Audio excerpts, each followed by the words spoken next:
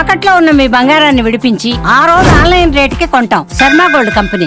ఎలక తోలు తెచ్చి ఎన్నాళ్ళు ఉతికినా నలుపు నలుపే కాని తెలుపు కాదు. దీని అర్థం ఓ మూర్ఖుడిని మార్చడానికి ఎంత ప్రయత్నించినా అతడు మారడు. ఎలక తోలుని ఎంత ఉతికినా రంగు మారనట్లే మూర్ఖుని మనసు కూడా ఎంత ప్రయత్నించినా మారదు అనేది దీని అర్థం. ఇదిగో ఈ సామెత పాకిస్తాన్కు సరిగ్గా సరిపోతుంది. పహల్గాం దాడి తర్వాత పాక్పై భారత్ కన్నెర్ర చేసింది. సింధు జలాలను ఆపేసింది. ఉగ్రవాదులే లక్ష్యంగా దాడులు చేసింది. ఈ దాడుల్లో 100 మందికి పైగా ఉగ్రవాదులు హతమయ్యారు. భారత్ దాటికి తట్టుకోలేక కాళ్ల బేరానికి వచ్చింది పాకిస్తాన్. పాపంలే కదా అని కనుకరించి కాల్పుల విరమణకు భారత్ అంగీకరించింది. భారత్తో యుద్ధం వేళ సొంత ప్రజలు సైతం పాక్ ప్రభుత్వంపై తిరగబడ్డారు. అయితే ఇంత జరిగినా పాకిస్తాన్లో ఎలాంటి మార్పు రాలేదు. కుక్కతోక వంకరే అన్నట్లుగా పాక్ వ్యవహరిస్తోంది.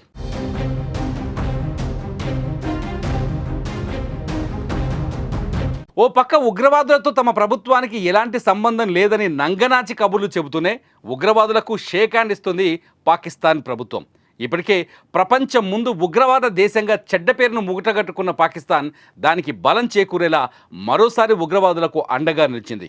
ఆపరేషన్ సింధూర్లో భాగంగా ధ్వంసమైన ఉగ్రవాద స్థావరాల పునర్నిర్మాణం చేసే బాధ్యతను తన భుజాలకెత్తుకుంది పాకిస్తాన్ ప్రభుత్వం. ప్రభుత్వ నిధులతోనే జైషే మహమ్మద్ ఉగ్ర స్థావరం పునర్నిర్మాణం చేపడతామని పాకిస్తాన్ మంత్రి రానా తన్వీర్ హుస్సేన్ స్వయంగా వెల్లడించారు. మరోపక్క భారత్ ఆపరేషన్లో భాగంగా ధ్వంసమైన మసీద్ మర్కజ్ తైబా పునర్నిర్మాణం జరుగుతుంది. పాకిస్తాన్ ప్రధానమంత్రి షాబాజ్ షరీఫ్, పాకిస్తాన్ సైనిక అధిపతి అసీం మునీర్ పునర్నిర్మాణ ఖర్చును భరిస్తామని, ప్రభుత్వ సాయంతో పాటు వ్యక్తిగతంగా కూడా ఆర్థిక సాయం అందిస్తామని ప్రకటించడం ఉగ్రవాదాన్ని పెంచి పోషించడమే అని, తమ దేశ లక్ష్యమని పాకిస్తాన్ అంగీకరిస్తుందనేది దీన్ని బట్టి స్పష్టంగా అర్థమవుతుంది.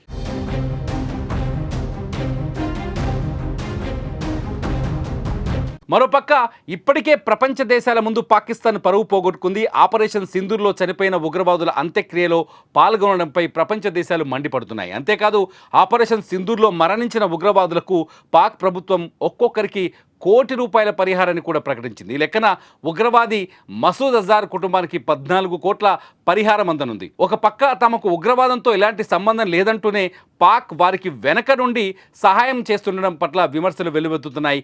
పాకిస్తాన్ ప్రభుత్వానికి ప్రజల కంటే ఉగ్రవాదులే ముఖ్యమని, ఉగ్రవాదులను ఆదుకోవడంలో చూపించే శ్రద్ధ ప్రజలపై, దేశ భవిష్యత్తుపై పెడితే ప్రపంచ దేశాల ముందు పాకిస్తాన్ గౌరవంగా ఉండేదంటూ పలువురు కామెంట్ చేస్తున్నారు.